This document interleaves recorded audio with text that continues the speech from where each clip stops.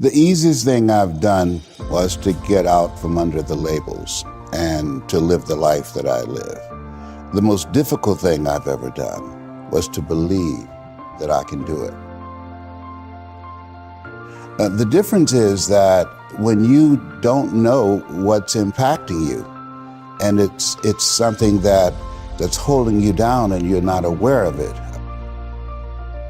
There are things that when you, in my situation, when you live in a dominant culture that is designed to destroy your sense of self and your belief in yourself, and you have to learn ways in which you can begin to connect with this power that you have within yourself to handle where you are.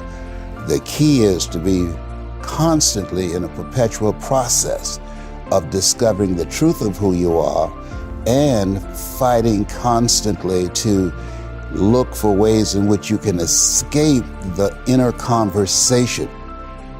Between ages 0 and 5, we determine what's available to us and what's not available to us. And so that was a defining moment. I knew there are certain things I could not do, certain places I could not go.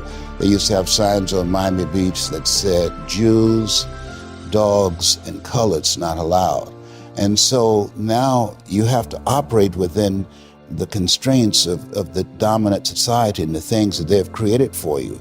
And it's a challenge to see yourself beyond that and to work to get outside of that, even after those laws have changed, because that has become so much a part of you. You unconsciously operate within the parameters of what has been put in place. Like you're driving on the expressway, the 405, and you'll get off on an exit that you weren't going in that direction, but you unconsciously did it because you've done it so many times that many people, because they're not making a conscious, deliberate, determined effort to think outside of what life has thrown at them, they end up doing the same thing over and over and over again. Einstein said that thinking that has brought me this far has created some problems that this thinking can't solve.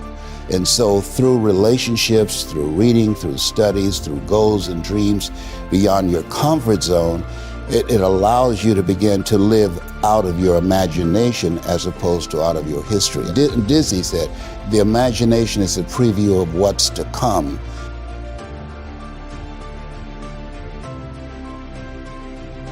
They have to expose themselves to something that will give them a different vision of themselves. And in addition to that, they have to put themselves in a community of what I call OQP, only quality people. A gentleman who dramatically transformed my life. I was a junior at Booker T. Washington High School in Miami, Florida, and I went in his class looking for another friend, and he said, go to the board and work this problem out for me. I said, sir, I can't do that. He said, why not? I said, I'm not one of your students. He said, do it anyhow. And the other kids started laughing, saying, he's Leslie, he's DT. And he said, what's DT? His brother is smart, but he's the dumb twin. And I said, I am, sir. And he came from behind his desk and he pointed at me. He said, don't you ever say that again. Someone's opinion of you does not have to become your reality. And he taught me 3 things. He said, if you want to become successful in life, young man, he said, number 1, you got to change your mindset. He said, you don't get in life what you want, you get in life what you are. Number 2, practice OQP, only quality people. You earn within $2,000 to $3,000 of your closest friends. I found that out. I left all my broke friends. I said, y'all got to go. Because I used to be so broke, I'd pass a bank and trip the alarm, you know? And the 3rd thing he said, develop your communication skills, because once you open your mouth, you tell the world who you are. He said, those are 3 major things that you want to work on that will liberate you from living in Liberty City, living in poverty in Overtown. It will help to escape out of where you are right now, because I see you watching me and I know you want more. I can see the hunger in your eyes. You get hungry by finding something that's you. I believe that all of us are born unique, but most of us die copies. You got to find out what is it that turns you on, what resonates with you. One of the things that I realized and what allowed me to become successful as a speaker, the speaking industry has been hijacked by people who speak to sell, and it's okay to do that and make money. I speak to change lives because somebody spoke and changed my life. So this is my passion. This is my drive. This is something that I feel in my heart. And so the key to that hunger-driven life is a heart-centered life.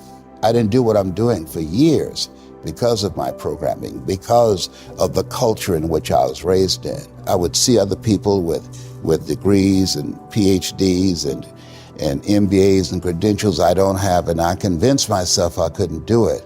But Mr. Washington, on that day, we became friends, and he taught me not only someone's opinion of you does not have to determine your reality. He said that you have to work on yourself and you have to have an unstoppable attitude, and no excuse is acceptable, and you got to make it a priority, a non-negotiable in your life, and hold a constant vision of what it is you want to achieve. See it accomplished and go all out. Find a way to win. In spite of the setbacks, in spite of the disappointments, in spite of your failures. I tell people when I'm giving presentations, you will fail your way to success. I have a saying, as life knocks you down, try and land on your back, because if you can look up, you can get up.